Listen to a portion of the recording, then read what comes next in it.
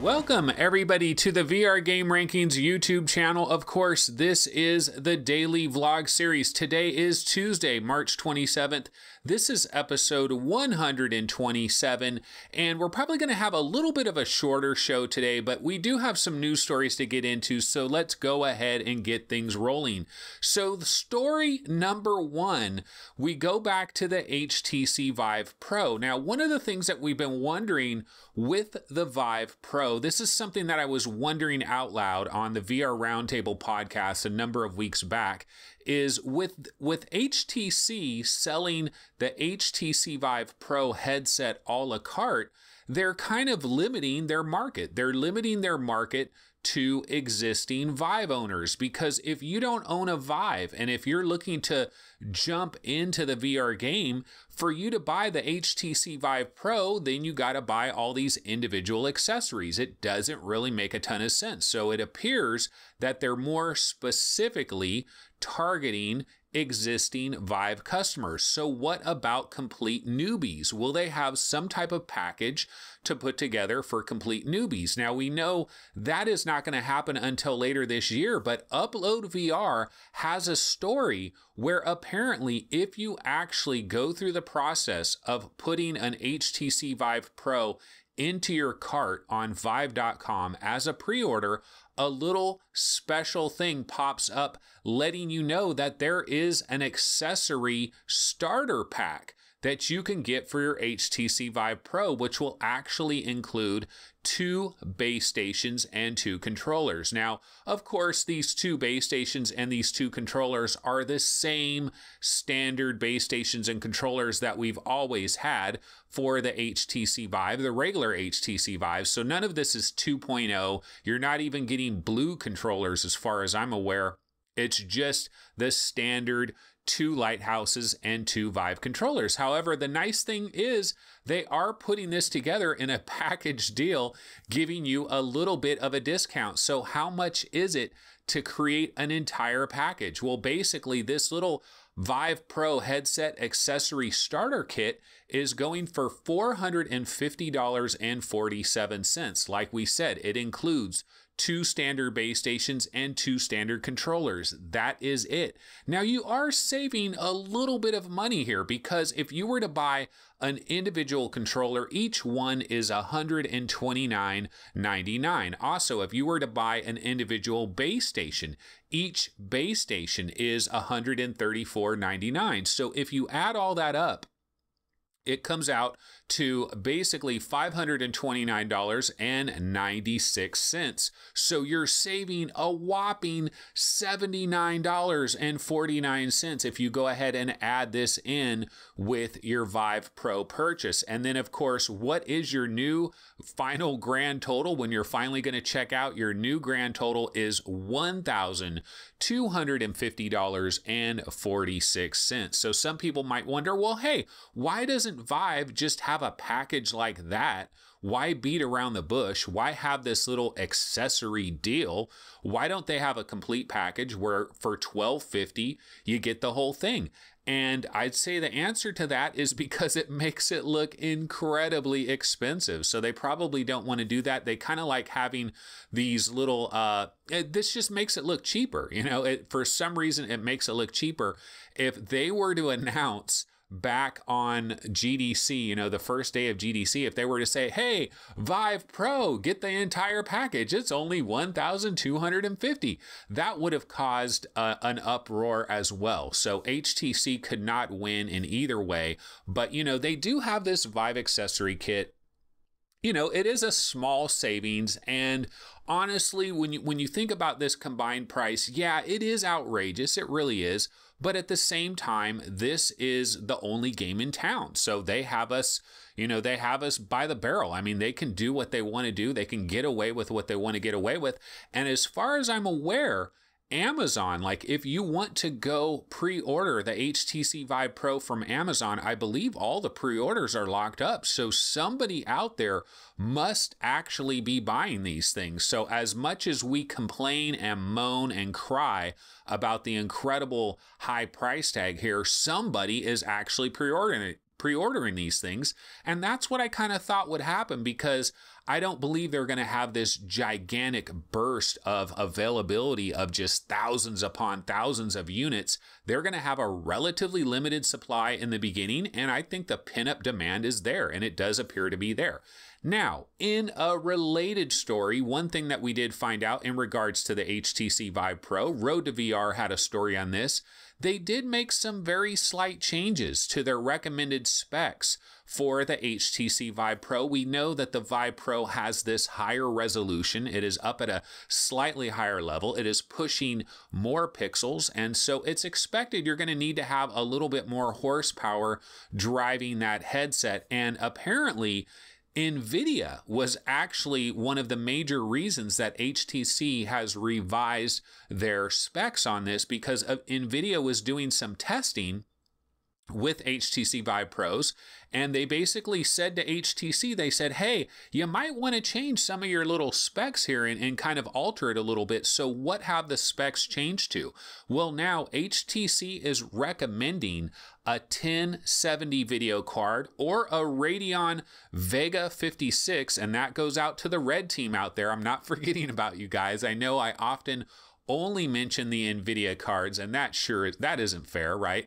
And then what they're recommending as the bare minimum, like the actual minimum, is now a GTX 1060 or a Radeon RX 480. So these are the new changes that have been made, because before they were recommending a 1060. So now they bumped it up to a 1070. I don't know if the minimum was a 970 or what, but now the minimum is a 1060.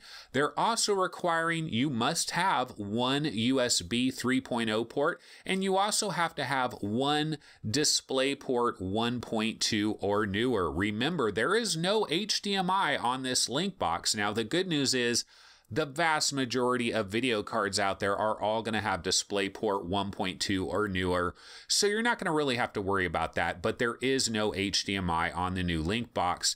The other thing that was spotted on their specs is Windows 7 has been removed, so you will either need Windows 8.1 or Windows 10. So those are the changes to the recommended specs in regards to the HTC Vive Pro.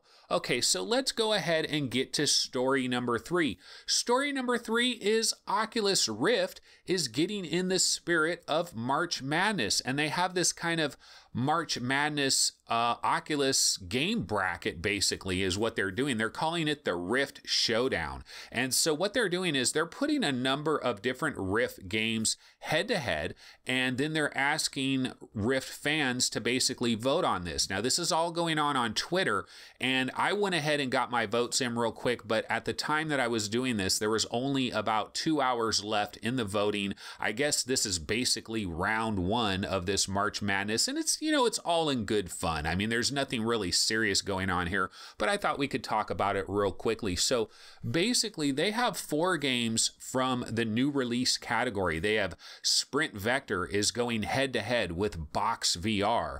They've got Orbis VR going head to head with Brass Tactics. Then they have 4 Rift games from their Rift Essentials category. They got Robo Recall is going head to head with Elite Dangerous. They have Super Hot going head to head with Lone Echo.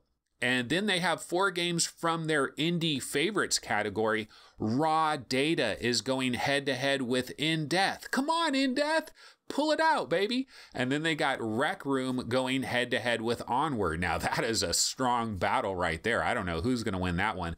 And then they have 4 games from Multiplayer Mayhem. They have Echo Arena going head to head with From Other Suns, and they have Star Trek Bridge Crew going head to head with The Unspoken. So like I said, as I was going to record this, there was less than 2 hours left in voting, so this is all going to be over, obviously, by the time this episode uploads, but I can kind of give you guys a breakdown on how the voting was shaking out right before we started taping this. So Sprint Vector is leading in their matchup against Box VR, 72% of the vote compared to 28%. I did happen to vote for Sprint Vector. I will admit that. I haven't played Box VR. It's kind of unfair. I probably should check this out. Haven't checked it out. I've heard a lot about it. Haven't actually tried it.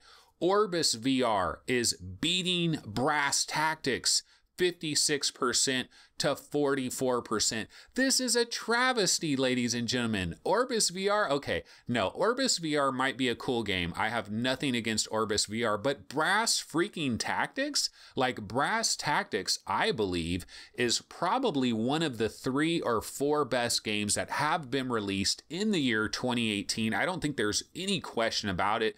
And I really feel like Brass Tactics, when it's all said and done, like if we think about the 20 best VR games that are currently available, period, since VR began, I think Brass Tactics is in that top 20. I think it's that damn good. Now, I'm not trying to disparage Orbis VR in any way, shape, or form, but I do believe that this is kind of an MMO love thing. There's a lot of MMO lovers. They'll root for any kind of MMO that gets even remotely close to what they're looking for. And so Orbis VR is winning this matchup 56% to 44%. Okay, the next game is Robo Recall. Has a 65% to 35% over Elite Dangerous. Not necessarily the fairest battle here when pretty much all Rift owners get Robo Recall for free, and obviously not all Rift owners have Elite Dangerous, so that's a difficult matchup there. Super Hot is winning 56% to 44% over Lone Echo. This is kind of surprising, but Super Hot is an incredibly well-known game. Lone Echo is well-known as well, but maybe not to the level of Super Hot. Super Hot is just a well-known popular game. It's leading there. Raw Data, 62% over In Death at 38%. No, this is not good. No, I actually love Raw Data. For some reason, though, I don't really like Raw Data on the Rift. I don't know why. When I played it on the Vive, it just feels better to me. I've tried to play Raw Data on the Rift. Something about it just feels weird to me. In Death, oh my God, you want to talk about an underrated game. In Death is incredibly underrated in my opinion, and they are just getting trounced right now, and I am not happy by that. Now, here is the well, no, this actually isn't the closest matchup, but it's really damn close. Rec Room, 51% of the vote. Onward, 49. I mean, that is going to be a buzzer beater. It's possible that maybe Onward pulls it out, and you guys will know by the time this this video is uploaded. But yeah, that is a close battle right there. Echo Arena is winning with 66% of the vote against From Other Suns at 34%. I actually voted for From Other Suns. I like the multiplayer in that game. Echo Arena, every time I go in there, I just get my ass handed to me, so it's hard for me to vote for that. Star Trek Bridge Crew, 50% against the Unspoken 50%. This one is going into overtime, folks. So I'm curious, who's going to win out of that one. I actually voted for Star Trek Bridge Crew, even though I've never ever played the game. I just think it probably is a little bit more of an enjoyable multiplayer game than Unspoken. Unspoken's cool. There's nothing wrong with it per se. But I don't know. I went ahead and voted for Star Trek Bridge Crew.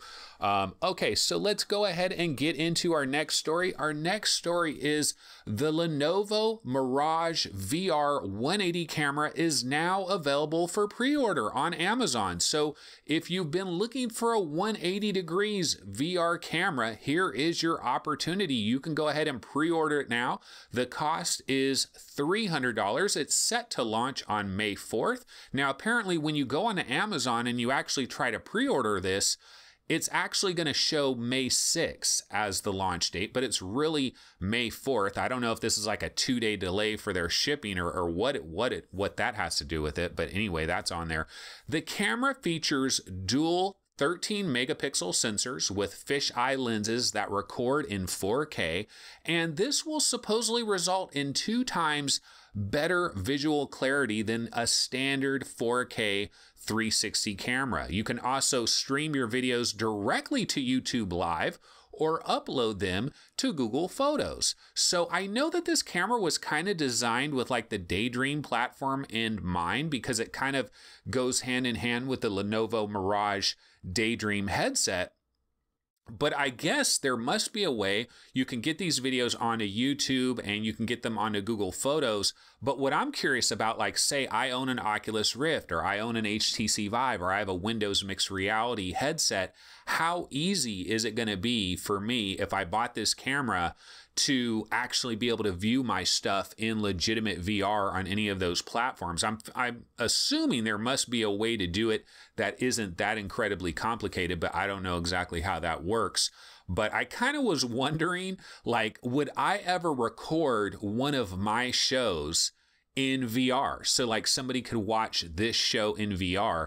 And ultimately, I don't think it would be a very, like, I don't really see the benefit of that. Like, why would anybody want to see me in 3D? You know, it doesn't really make sense. Now, one of the cool things that would be cool though is if somehow, like for example, when I'm talking about all these different games, like if I'm talking about In Death or I'm talking about Sprint Vector or I'm talking about Lone Echo or whatever the game happens to be, how cool would it be if I was standing inside the game engine?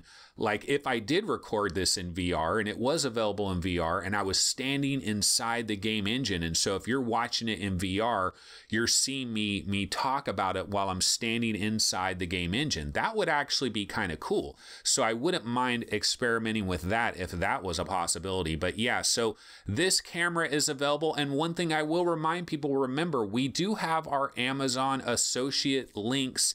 It is in the YouTube description. This does help out VR Game Rankings. We do get a kickback. So if anybody out there is planning on pre-ordering a Lenovo Mirage VR 180, we have a link in our description today. So go ahead and click on that. That helps us out. It helps VR Game Rankings hopefully survive long into the future. We want to be here forever. We want to continue to cover VR gaming forever, and this will hopefully help us survive. So I will go ahead and mention that. So anyway, guys, I said that I needed to do a little bit of a shorter show today, and so that's going to go ahead and wrap it up. This has been episode 127 for Tuesday, March 27th. I'm hell of excited, guys, because you know what? Tomorrow is March 28th, and it's actually Ready Player One day, even though March 29th was always considered the Ready Player One day. I'm actually got my ticket. I'm ready to go tomorrow evening. I will be checking out Ready Player One, so I'll definitely be talking about it on Thursday's show. Spoiler alert, I will be going into probably spoilers. Of course, most people have read the book and all of that, so it won't be that big of a deal. But anyway, I will be back here on Wednesday, of course, with more news and notes, and I'll see you guys tomorrow. So take it easy. Later.